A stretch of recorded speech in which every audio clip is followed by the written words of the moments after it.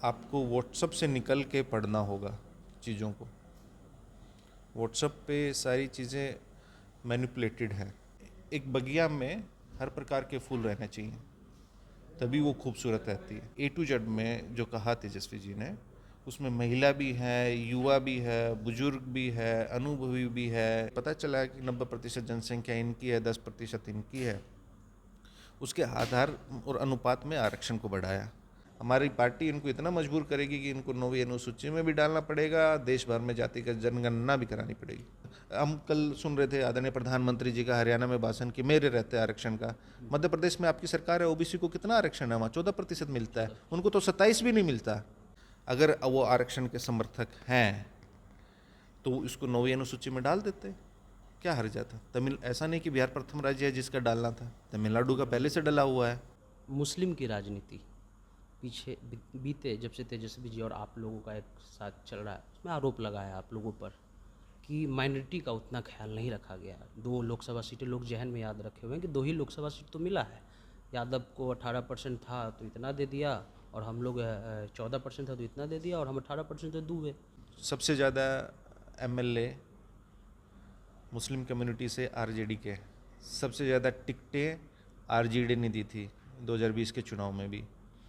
अभी जो संख्या उनकी मैं बता देता हूँ, हमारे 14 एमएलसी हैं, जिसमें 4 लोकल बॉडीज़ से जो चुनते हैं जनप्रतिनिधियों के माध्यम से, बाकी जो माननीय विधायकों से जो चुने जाते हैं वो 10 हैं। 10 में से हमारे 4 एमएलसी मुस्लिम हैं। कर्पूरी जी का, लोहिया जी का, जेपी जी का, लालू जी का, मंडल जी का, बिरसा मुंडे जी का, फुले जी का, जगदेव बाबू जी का, इनका क्या त्याग रहा, क्या संघर्ष रहा, वो पढ़ना चाहिए। और ठीक है, हम लोग आगे बढ़ गए हैं, संविधान पे आगे चल रही है, लेकिन बहुत सारी जो चीज़ें हैं, समस्याएं समाज में यथावत हैं, व्याप्त हैं। संसद के उच्च सदन के सदस्य संजय यादव हमारे साथ हैं राष्ट्रीय जनता दल से, और राजनीतिक सलाहकार भी हैं तेजस्वी यादव के। जन संवाद और जनता दर्शन आप लोग कर रहे हैं, क्या आप ऑब्जर्व कर रहे हैं सर? इससे पहले भी जन विश्वास हुआ था, क्या ऑब्जर्व मिल रहा है? कि कार्यकर्ताओं में उत्साह है। कार्यकर्ताओं से माननीय नेता प्रतिपक्ष तेजस्वी जी डायरेक्ट रूबरू हो रहे हैं, उनकी समस्याओं को जान रहे हैं। पंचायत स्तर पे, वार्ड स्तर पे क्या क्या समस्याएं हैं, जन समस्याएं, उनको भी पहचान रहे हैं। और एक सकारात्मक फीडबैक भी मिल रहा है। तो दोनों तरफ विन विन सिचुएशन है। समस्या आएगा उसका क्या कीजिएगा? क्योंकि कई ऐसे विधायक हैं जो टेंशन में हैं, कह रहे हैं कि हम लीड नहीं कर पाए। तेजस्वी जी ने स्थापना दिवस पे कहा था कि, आज भी कहा उन्होंने कि निर्मम टिकट हम बांटेंगे, इसका क्या अर्थ है? अब वो तो तेजस्वी जी बताएंगे उसका क्या अर्थ है, लेकिन वो कार्यकर्ताओं से जा रहे हैं। कार्यकर्ताओं से जाने में जितना मुझे पता चला, ये समस्याएं आ रही हैं कि थाना में भ्रष्टाचार है, बिना रिश्वत के कोई काम नहीं होता, ब्लॉक में भ्रष्टाचार है, जो ज़मीन का सर्वे चल रहा है उसमें बिना पैसे के कुछ काम ही नहीं होता आपका, स्मार्ट मीटर में गड़बड़ी है, तो उसकी वजह से लोगों के बिल बढ़ रहे हैं। जो नहीं चलाता बाहर भी है, उसके घर भी बिल आ रहा है। ऐसी सब समस्याएं यार। तो कार्यकर्ता क्या है कि जन सरोकार के जो भी मुद्दे हैं उनको हमें आइडेंटिफाई करने में एक मदद मिलती है। पार्टी की क्या क्या खामियां हैं, कहाँ कहाँ हैं, तो उन समस्याओं को दूर करेंगे तो ये संभावनाएं बनेंगी। लेकिन सवाल ये भी है कि जो विधायक लीड नहीं करवा पाए अपने क्षेत्र में, उनका क्या होगा? किस में लीड नहीं करवा पाए? लोकसभा चुनाव में जो विधायक अपना विधानसभा सीट हारे। देखिए, लोकसभा का चुनाव का एजेंडा और मुद्दे अलग होते हैं, विधानसभा का अलग होता है। और बहुत सारी परिस्थितियां अलग होती हैं। तो उसमें जो भी माननीय विधायक हैं या पार्टी है, तो पार्टी की एक अनवरत प्रक्रिया चलती है। तो उन्हीं खामियों को दूर करने के लिए ये सब चल रहा है। समाजवाद का भी मुद्दा चल रहा है, और आने वाली राजनीति भी सामाजिक न्याय की होगी। अमेरिका में जाकर के राहुल गांधी जातीय जनगणना की बात कर रहे हैं, लेकिन 2 मॉडल देखा गया। एक मॉडल उत्तर प्रदेश का है जिसमें अखिलेश जी ने कहा कि हम पीडीए हैं, और एक आप लोग चलाते ए टू जेड। आपका इस पर क्या ओपिनियन है? पीडीए ज़्यादा बेटर है या ए टू जेड? क्योंकि जो आरक्षण की बात हो रही है, जो मंडल कमीशन जिस आधार पर बना है, मुंगेरी लाल कमीशन, वो सामाजिक न्याय की राजनीति तय कर रहा है, और आप लोग ए टू जेड की राजनीति। तो इसको आप कैसे समझाइए? एक तरफ पीडीए, एक तरफ ए टू जेड। आप A to Z का क्या मतलब समझते हैं? P, D और A से Z के बीच में ही आता है ना, A से Z के बीच में ही है PB, DB और AB। तो A to Z में समाज के हर वर्ग, हर जाति, अमीर गरीब, पिछड़ा, दलित, उत्पीड़ित, उपासित, वंचित, उपेक्षित, लांछित, वांछित, जो भी है सब वर्गों के लोग आते हैं। तो हम उन सबको साथ लेके, क्योंकि एक बगिया में हर प्रकार के फूल रहने चाहिए, तभी वो खूबसूरत रहती है। तो उसमें A to Z में जो कहा तेजस्वी जी ने, उसमें महिला भी है, युवा भी है, बुजुर्ग भी है, अनुभवी भी है, जो नए नए लोग हैं वो भी हैं, छात्र भी है, सब लोग हैं। उसको किसी एक चीज़ से डिफाइन नहीं कर सकते। जाति जनगणना सबसे बड़ा मुद्दा। और जाति जनगणना में जो बात हुई आरक्षण की, आपने भी आज कहा कि 48,000 सीटें जो हैं वो खा गई। क्या इसका ठीक से आप लोग अपनी बात नहीं रख पाए, या आपने सोचा कि इस पर बैलेंस रहते हैं? किस पे? जातिगत के बाद जो आरक्षण बढ़ा, क्योंकि कई ऐसे वर्ग हैं बिहार में, यहाँ वर्ग संघर्ष रहा है और कहते हैं कि हम आरक्षण के विरोधी हैं, कई लोग ये नहीं नहीं, जितने खुलकर बैटिंग, बॉलिंग और फील्डिंग हम लोग करते हैं आरक्षण के पक्ष में, कोई नहीं करता। और आरक्षण के पक्ष में हम सदा खुल के बोल रहे हैं। हम तो ये कहते हैं आरक्षण कोई गरीबी हटाओ योजना नहीं है।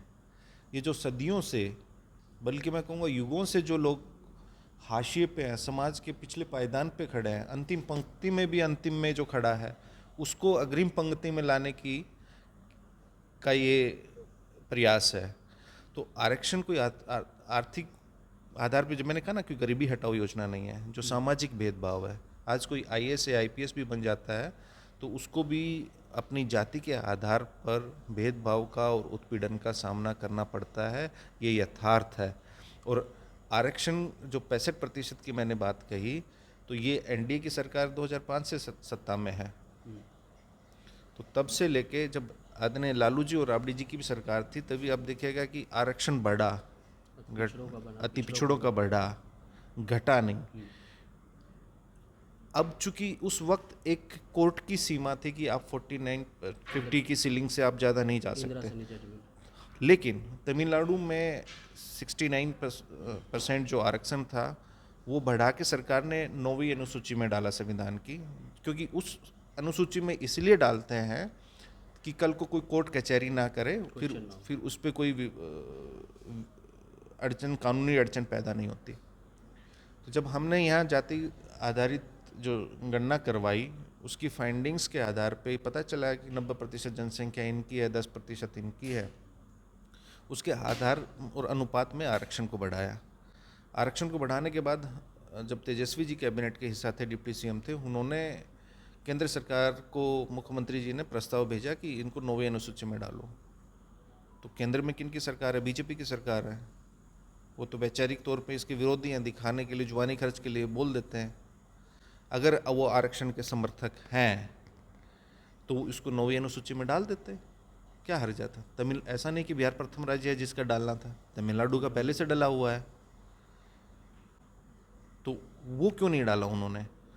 फिर कोर्ट में चले गए, कोर्ट उनके अटॉर्नी जनरल भी चले गए। हाँ चले गए, राष्ट्रीय जनता दल भी गई है। चूंकि मामला सब जुडिस हो गया तो राष्ट्रीय जनता दल भी कोर्ट में गई। कोर्ट की सीमा थी कि आप 49-50 की सीलिंग से आप ज़्यादा नहीं जा सकते, लेकिन तमिलनाडु में 69% जो आरक्षण था वो बढ़ा के सरकार ने 9वीं अनुसूची में डाला संविधान की। क्योंकि उस अनुसूची में इसलिए डालते हैं कि कल को कोई कोर्ट कचहरी ना करे, फिर उस पर कोई अड़चन, कानूनी अड़चन पैदा नहीं होती। तो जब हमने यहाँ जाति आधारित जो गणना करवाई, उसकी फाइंडिंग्स के आधार पे पता चला कि 90% जनसंख्या इनकी है, 10% इनकी है। उसके आधार और अनुपात में आरक्षण को बढ़ाया। आरक्षण को बढ़ाने के बाद जब तेजस्वी जी कैबिनेट के हिस्सा थे, डिप्टी CM थे, उन्होंने केंद्र सरकार को, मुख्यमंत्री जी ने प्रस्ताव भेजा कि इनको 9वीं अनुसूची में डालो। तो केंद्र में किन की सरकार है? BJP की सरकार है। वो तो वैचारिक तौर पे इसके विरोधी हैं, दिखाने के लिए, जुबानी खर्च के लिए बोल देते हैं। अगर वो आरक्षण के समर्थक हैं तो इसको 9वीं अनुसूची में डाल देते, क्या हर्ज था। तमिल, ऐसा नहीं कि बिहार प्रथम राज्य है जिसका डालना था, तमिलनाडु का पहले से डला हुआ है, तो वो क्यों नहीं डाला उन्होंने। फिर कोर्ट में चले गए, कोर्ट उनके अटॉर्नी जनरल भी चले गए। हाँ चले गए, राष्ट्रीय जनता दल भी गई है, चूंकि मामला सब जुडिस हो गया तो राष्ट्रीय जनता दल भी कोर्ट में गई है, और कोर्ट से नहीं होगा। और हम कहते हैं कोर्ट के चक्कर में आप क्यों जा रहे हैं, आपके बलबूते पे, जदयू के बलबूते, और जो आरक्षण की बात कर रहे हैं एलजेपी आर और हम पार्टी, उनके बलबूते पे सरकार चल रही है। आप उनको कहिए कि हम कोर्ट से केस को विड्रॉ करते हैं, एक विधानसभा का विशेष सत्र बुलाते हैं, उसमें से दोबारा इसको सर्वसम्मति से पास करते हैं, और आप प्रधानमंत्री से आप बात कीजिए। सर्वदलीय बैठक जब तेजस्वी जी के पहल पे ही जातिगत जनगणना के लिए दिल्ली गया था अगस्त 2021 में सर्वदलीय, हाँ, तो बोली कि सर्वदलीय जो एक कमेटी है वहाँ चलेगी प्रधानमंत्री जी से, उनको टू द पॉइंट बात कहते हैं, आर पार करते हैं कि देखिए हम यहाँ से बिहार विधानसभा से पास कर रहे हैं, इसको आपको 9वीं अनुसूची में डालना है, आप डालिए। नहीं डालेंगे तो पता चल जाएगा कि कौन आरक्षण के समर्थक है और कौन नहीं है। अगर जेडीयू, एलजेपी आर, हम और बीजेपी इसके समर्थक हैं, अच्छा ये बताइए, ये 65% आरक्षण यहाँ से बढ़ाया जब तेजस्वी जी थे, अब 9वीं अनुसूची में जो डालना है, उनकी यहाँ बिहार में भी सरकार है, वहाँ भी सरकार है, अड़चन कौन पैदा कर रहा है, भाजपा कर रही है। भाजपा कर रही है, तो फिर वो कैसे कह सकते हैं हम उसके समर्थक हैं। अपने मुख्य पत्र में भी कहा है। हम वही कह रहे हैं ना, वो तो शुरू से उसके विरोध में रहे हैं। जब मंडल कमीशन लागू हुआ तो उसके खिलाफ कमंडल लेके कौन निकला था, कमंडल में जो लड़का जला अडवाणी जी मिलने भी गए थे, हाँ, गोस्वामी। और उस कमंडल के रथ के सारथी कौन थे, जो आज प्रधानमंत्री हैं। तो क्या आप पिछड़ों को, अति पिछड़ों को, दलितों को इतना बेवकूफ़ समझते हैं कि वो नहीं जानते। अच्छा, इतने ही आप आरक्षण के प्रबंधक, हम कल सुन रहे थे आदरणीय प्रधानमंत्री जी का हरियाणा में भाषण कि मेरे रहते आरक्षण का, मध्य प्रदेश में आपकी सरकार है, ओबीसी को कितना आरक्षण है वहाँ, 14% मिलता है, उनको तो 27 भी नहीं मिलता। और अन्य राज्यों में आपकी सरकार है, कितना मिलता है आरक्षण। हरियाणा में आपकी सरकार ने, इसी बीजेपी सरकार ने, क्रीमी लेयर की सीमा ओबीसी के लिए 8 लाख होती है सालाना, उन्होंने घटा के 6 लाख कर दी थी। अब चुनाव आया है, ओबीसी संगठन जागरूक हुए तो उन्होंने फिर किया है। तो वही कह रहे हैं, इनका हर बात पे दोहरी रवैया होता है, दोहरा चरित्र रहता है। तो आजकल सूचना को आप बांध नहीं सकते कहीं तक, सब लोग जागरूक है, सब जानता है, आपको डालना है, आपको करना है, तो आप ही अटकाए हुए हैं। हम तो मांग उठा रहे हैं और हम कह रहे हैं आपको, हम, हमारी पार्टी इनको इतना मजबूर करेगी कि इनको 9वीं अनुसूची में भी डालना पड़ेगा, देश भर में जातिगत जनगणना भी करानी पड़ेगी। एक तीसरा सवाल है, इम्पोर्टेंट सवाल है, मुस्लिम की राजनीति पीछे बीते जब से तेजस्वी जी और आप लोगों का एक साथ चल रहा है, उसमें आरोप लगा है आप लोगों पर कि माइनॉरिटी का उतना ख्याल नहीं रखा गया। 2 लोकसभा सीटें लोग जहन में याद रखे हुए हैं कि 2 ही लोकसभा सीट तो मिला है, यादव को 18% था तो इतना दे दिया, और हम लोग 14% था तो इतना दे दिया, और हम 18% तो दुए। और एक सवाल आप पर भी हुआ, क्योंकि ये सवाल है तो पूछना चाहिए कि देखिए संजय यादव जी को राज्यसभा भेज दिया गया, किसी माइनॉरिटी को भेजना चाहिए। मुसलमान की मौजूदा राजनीति, और वो आप, क्योंकि वो उदाहरण देते हैं कि अडवाणी जी का रथ रोका तो हम लालू जी के साथ हैं, युवा जो है वो कमेंट करता है कि तेजस्वी जी ने ऐसा कुछ किया है नहीं, तो आपके पास क्या इसका आंसर है। देखिए 3-4 चीज़ें हैं। तेजस्वी जी आज ही बता रहे थे, कुछ लोग आए हुए थे, अभी राष्ट्रीय जनता प्रतिनिधित्व की बात कर रहे हैं ना आप, राष्ट्रीय जनता दल के अभी एमएलसी, सबसे ज़्यादा एमएलए मुस्लिम कम्युनिटी से आरजेडी के, सबसे ज़्यादा टिकटें आरजेडी ने दी थी 2020 के चुनाव में भी। अभी जो संख्या उनकी मैं बता देता हूँ, हमारे 14 एमएलसी हैं, जिसमें 4 लोकल बॉडीज से जो चुनते हैं जिन प्रतिनिधियों के माध्यम से, बाकी जो माननीय विधायकों से जो चुने जाते हैं वो 10 हैं। 10 में से हमारे 4 एमएलसी मुस्लिम हैं। अब्दुल बारी सिद्दीकी साहब हैं, जो राष्ट्रीय प्रधान महासचिव हैं, संगठन में भी जो नंबर 2 पे हैं लालू जी के बाद। फारूक शेख जी साहब हैं, फैसल अली जी और कारी शोएब जी। तो 10 में से 4 जो माननीय विधायकों के द्वारा, कितना प्रतिशत हो गया, 40%। बल्कि टोटल का भी आप 14 का भी निकाल लीजिएगा तो ज़्यादा।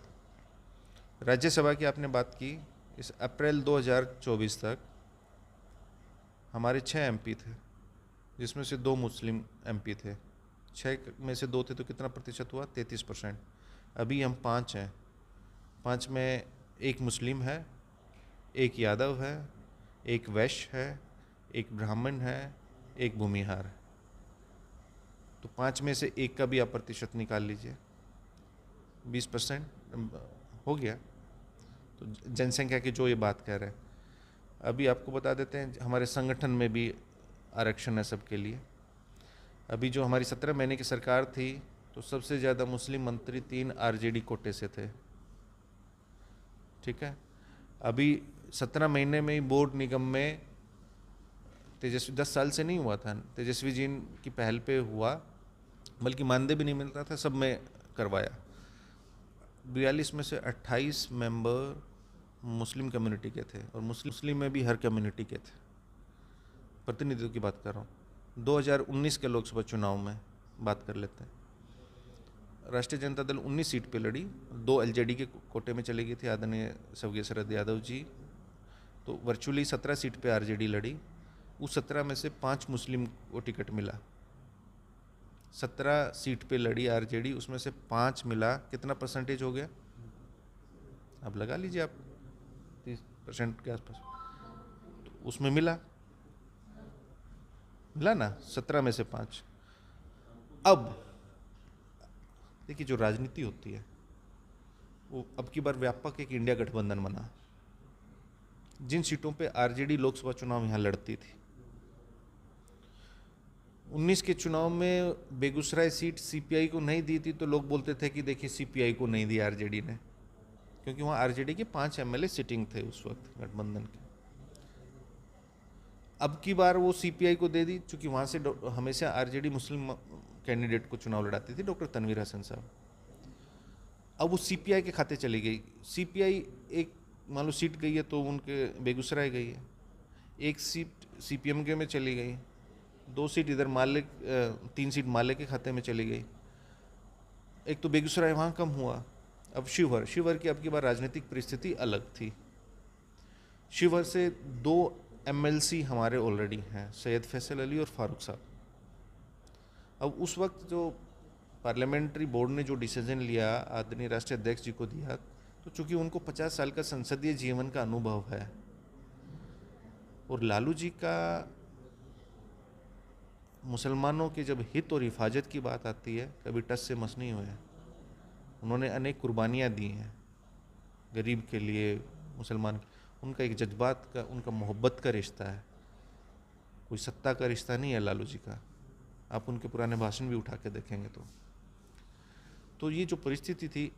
अब आप कहिएगा, कुछ लोग कहते हैं कि नहीं दिया तो इसलिए हार गए। 10 सीट बीजेपी की कम हुई। महाराष्ट्र में तो किसी एक मुसलमान को लोकसभा की टिकट नहीं मिली थी, वहाँ इंडिया को जो हुआ। तो जो एक देश को हराने के लिए जो शीर्ष नेताओं ने कुछ विचार विमर्श किया होगा, सीवान की एक अलग परिस्थिति थी, बाकी अररिया लड़े, कटिहार महागठबंधन लड़ा, किशनगंज लड़ा, दरभंगा लड़ा, है ना, मधुबनी। तो ये सीटें रही। तो इसमें जहाँ प्रतिनिधित्व की बात है, अभी भी जो मैंने आपको एमएलसी का इन सब का बताया, हमारे जिला संगठन में आप देखिएगा वो विश्वास जो लालू जी के प्रति था वो बराबर पूरा है। कोई आके ये कहे कि ये है, मैंने कहा ना, ये कोई गिव एंड टेक का रिश्ता नहीं है, ये जज्बात का, हिफाजत का, हित का एक मोहब्बत है। तो उसको कुछ लोग अलग रंग देना चाहते हैं। आपसे मैं अगर बात कर रहा हूँ तो किसी तथ्य और सत्य के आधार पे कर रहा हूँ ना, तर्क के आधार पे। अब कहने के लिए कुछ भी हवाई बात कह दूँ। एक अंतिम सवाल ये है, नए लड़के जो समाजवाद को जानना चाहते हैं, क्योंकि कर्पूरी ठाकुर, राम मनोहर लोहिया को इतना लोग, क्योंकि आज भाजपा वाले, आरएसएस वाले सावरकर को भी देशभक्त साबित उन्होंने कर दिया। क्या आपको नहीं लगता है कि जो हमारे जो बैकवर्ड समाज के लड़के हैं, दलित समाज के लड़के, उनको जो उनके आइडियल रहे उनके बारे में पढ़ाना चाहिए, या आप क्या रिकमेंड करना चाहते हैं कि जो नए समाजवाद की पीढ़ी है उनको क्या पढ़ना चाहिए? या संजय यादव राज्यसभा में आपका भाषण सुना, फिर पिछले दिनों जाति पर आपका बात सुना, आप क्या राय देना चाहते हैं जो नए समाजवादी, क्योंकि वो सावरकर को भी देशभक्त और गोलवलकर को भी देशभक्त नायक साबित कर दिए हैं, आपकी ये कमी तो नहीं रह गई या समाजवादी देखिए परिवार? जो आपने नए युवा वर्ग नई पीढ़ी के लोगों के बारे में बात की, मैं एक हद तक आपकी बात से इत्तेफाक रखता हूँ। ये तो पहली बात कि आपको व्हाट्सएप से निकल के पढ़ना होगा चीज़ों को। व्हाट्सएप पे सारी चीज़ें मैनिपुलेटेड है। आप जितना ज़्यादा पढ़िएगा उतना ही ज़्यादा ज्ञान अर्जित कीजिएगा। आप महापुरुषों की बायोग्राफीज़ पढ़िए, ऑटोबायोग्राफीज़ पढ़िए, जो महान समाजवादी नेता थे। तो उस वक्त की जो सामाजिक और राजनीतिक इवन आर्थिक परिस्थितियां अलग थीं। अब क्योंकि हर दौर अलग होता है, सोशल चर्निंग हुई 90s के दौर में, तो संपन्नता भी आई, लोगों में लिटरेसी रेट भी बढ़ा, जागरूकता भी आई निसंदेह। तो इसका श्रेय तो आदरणीय श्री लालू प्रसाद जी को जाता है। अब मोबाइल का ज़माना है। अब उसमें जो कानों कान सुनता है, फैक्ट चेक नहीं करता है कि किस। अब सावरकर के बारे में आपने कहा, तो उनका क्या इतिहास है वो सबको जानना चाहिए।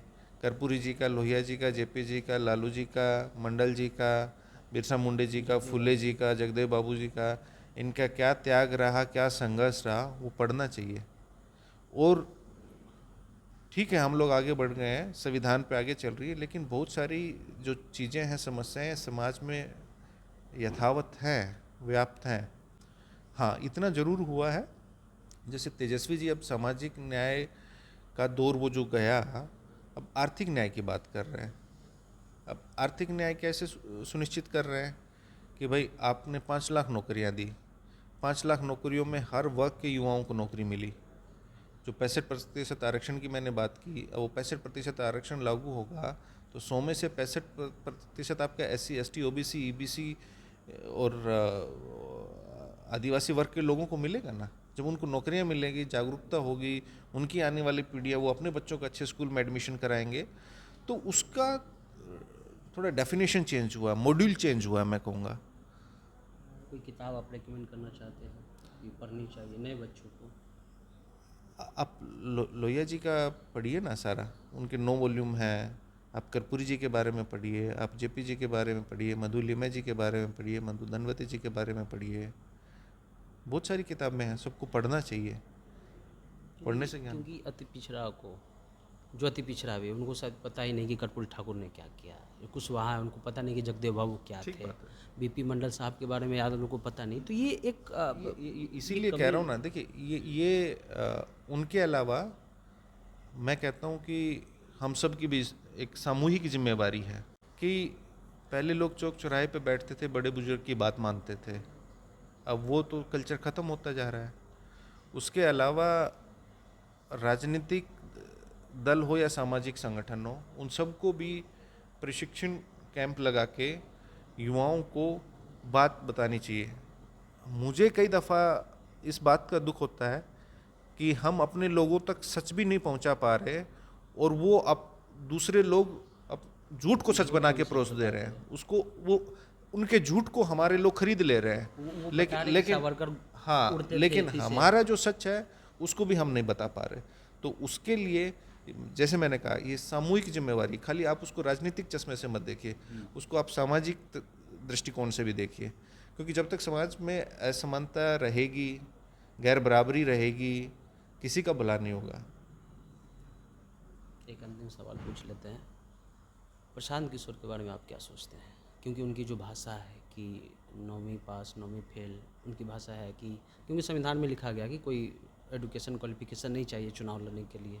तो क्या एक नए ढंग से या स्वदेश फिल्म चल रहा है कि शाहरुख खान आएगा और गांव में कोशिश करेगा और बिजली दौड़ जाएगी, और शाहरुख खान जिस वर्ग से हैं ऐसा दिखाने की कोशिश की कि वही वर्ग जो है लोगों की भलाई कर सकता है। तो क्या वो चीज़ दिखाना चाह रहे हैं? देखिए, मैं ज़्यादा नहीं जानता, लेकिन आप इतना समझिए, कोई वो अलादीन का चिराग नहीं है कि उसको आप घिस दीजिएगा और वो प्रकट हो जाएगा और आप सब छू मंतर कर दीजिएगा। राजनीति और बिहार की जो धरती है वो समाजवादी धरती रही है। अब बीजेपी और बीजेपी के नज़दीकी कुछ पूंजीपति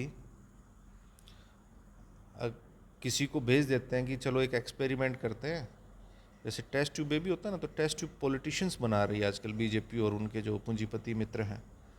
अब उनको लगता है ये टेस्ट ट्यूब पॉलिटिशियंस पैदा करो और उसमें से जो बिहार की जो एक सामाजिक संरचना है और जो एक सौहार्द का माहौल है उसको बिगाड़ो। तो आप जो स्थापित दल हैं यहाँ के, जो समाजवादी नीतियों पे चलते हैं, उनको आपको नुकसान पहुँचाना है। तो ये ऐसी राजनीतिक संस्कृति पैदा कर रहे हैं टेस्ट ट्यूब पॉलिटिशियंस के जरिए कि उस राजनीतिक संस्कृति में आपको सवाल सत्ता पक्ष से नहीं, विपक्ष से करना है। आप विपक्ष से पूछिएगा कि सरकार नौकरी क्यों नहीं दे रही है, इतनी महंगाई क्यों है, ये विकास क्यों नहीं हो रहा है, तो ये सवाल विपक्ष से पूछे जा रहे हैं। और ये संविधान में कहाँ लिखा है, कौन पढ़ा लिखा? आपको एक बात बताते हूँ, अब आपका जो प्रोफेशन है, आप पत्रकार हैं, है ना? अब मैं आपको बोल दूंगा मेरी सर्जरी कर दीजिए, आप कर दीजिएगा? नहीं, अब मैं आपको क्या बोलूँगा कि आपने डॉक्टरी क्यों नहीं पढ़ी, आपने इंजीनियरिंग क्यों नहीं पढ़ी? भाई आप जर्नलिज्म के स्टूडेंट हैं तो आप जर्नलिज्म पढ़ेंगे ना। अब मैं एक प्रोफेशनल प्लेयर हूँ, अगर मैं एक प्रोफेशनल खिलाड़ी हूँ, और आपको एक बात बता दूँ, मैं भी कितना ही पढ़ा हूँ, लेकिन पढ़ने से ज़्यादा मेहनत प्रोफेशनल खिलाड़ी होते हैं उनको करनी होती है, चाहे वो कबड्डी का हो, कुश्ती का हो, बास्केटबॉल का हो, वॉलीबॉल का हो, क्रिकेट का हो, फुटबॉल का हो। उनको घंटों घंटों मेहनत करनी पड़ती है। किताबों को पढ़ने से ज़्यादा प्रोफेशनल प्लेयर्स को ज़्यादा मेहनत करनी पड़ती है। वो आप किसी से पूछ लीजिएगा, अभी जो आप पैरा ओलंपिक्स में जीत के आए हैं, ज़रा उन्हीं से जाके पूछ लीजिएगा कितनी मेहनत करनी पड़ती है। तो ये कौन सा पैमाना है कि आपको जन सेवा करनी है? अब आप मुखिया बनिएगा, मान लो अभी आपको कोई कैंप लगाना है, बाढ़ में लोग फंस गए, ठीक है, और बाढ़ में वो लोग भूखे मर रहे हैं, अब उनको राशन चाहिए, तो राशन चाहिए के लिए क्या, वो राशन वाला ये कहेगा कि नहीं मेरी जान जा रही है, भैया आप ग्रेजुएट हैं, मैं आप ही से राशन लूँगा क्योंकि मेरे प्राण निकल रहे हैं। या आपको गरीब की सेवा करनी है तो उसके लिए आपको क्वालिफाइड होना ज़रूरी है, मतलब वो भी कागजी डिग्री लेना ज़रूरी है। मतलब क्या है, ऐसे लोग, ऐसे प्रजाति के जो राजनेता बनना चाहते हैं, वो लोग क्या चाहते हैं कि हर किसी के पास इंटायर पॉलिटिकल साइंस में डिग्री होनी चाहिए। मतलब फिर तो आप इलेक्शन कमीशन को बना दीजिए कि एक योग्यता का एक पैमाना निर्धारित कर दीजिए कि भाई किसी के पास इंटायर पॉलिटिकल साइंस में डिग्री होगी वही एमएलए एमपी बनेगा। लेकिन इस नहीं पर तो बनेगा बहस नहीं। हो चुकी है संविधान सभा में, जब बन ही रहा था कि इसमें कोई डिग्री अरे की तो जरूरत बहस होगी तो लोग जागरूक है ना, जागरूक है। मैंने वही कहा ना कि ये जो नई प्रजाति के राजनीतिक लोग जो आना चाहते हैं, वो एक्चुअली लोकतंत्र का जो बेसिक आधार है, देखिए उसको ख़त्म करना चाहते हैं। ये बहुत बड़ी गंभीर खतरा है, इसको मामूली मत लीजिए कि पहले आप उसको इस चीज़ से जोड़िएगा। पहले लोग बोलते थे ना कि भाई 15 लाख रुपए दे देंगे, 2 करोड़ देंगे, आज उनकी जुबान से निकलता है। तो वो एक्चुअली ऐसे लोगों को लगता है ना कि पब्लिक की बहुत शॉर्ट मेमोरी होती है, उनको जो हम बोलेंगे वही फीड हो जाएगा। तो लोग कह रहे हैं कि पिछड़ों की सत्ता है उसको भी हटाने की कोशिश है, साजिश है। पिछड़ों की सत्ता को हटाने की कुछ लोगों में बेचैनी हो सकती है। अब उस बेचैनी को तो वो लोग अच्छे से समझ रहे हैं और दूसरे लोग भी समझ रहे हैं। तो अब घूमना फिरना कहाँ हो रहा है सबको पता है। हमने कहा ना कि ये अलग तरह का एक कल्चर, राजनीतिक कल्चर, पॉलिटिकल कल्चर डेवलप हो रहा है जिसमें you question the opposition not the position. If you question the position then the CBI ED will raid you. तो उसके डर से लोग नहीं पूछता है, सत्ता पक्ष से सवाल नहीं करता है। बल्कि इस दौर में लोग कहते हैं मन से खड़े होके कि हमारे यहाँ आओ, हम आपको लड़ने के लिए पैसा देंगे। इतनी देर में यही बात तेजस्वी यादव बोल देना तो अगले दिन सीबीआई ईडी आ जाएगी, आएगी नहीं आएगी। तो ये फ़र्क है। तो सब कोई लोग जान रहा है कौन कहाँ से, चाबी कहाँ से भरी जा रही है, ईंधन कहाँ से डाला जा रहा है, सब कोई जानता है, स्पष्ट है इसमें। तो संजय यादव थे, अब द इंटरव्यू इंडिया देख रहे थे।